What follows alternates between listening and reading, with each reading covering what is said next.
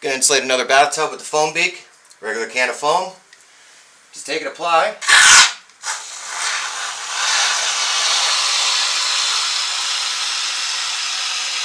As you can see, it sticks to just about everything.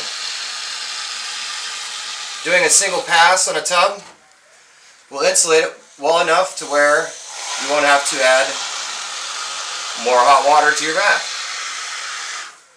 Your water will stay hotter longer.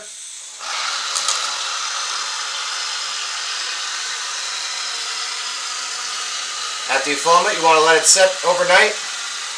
Allow the foam to cure, and the next day you can install your tub.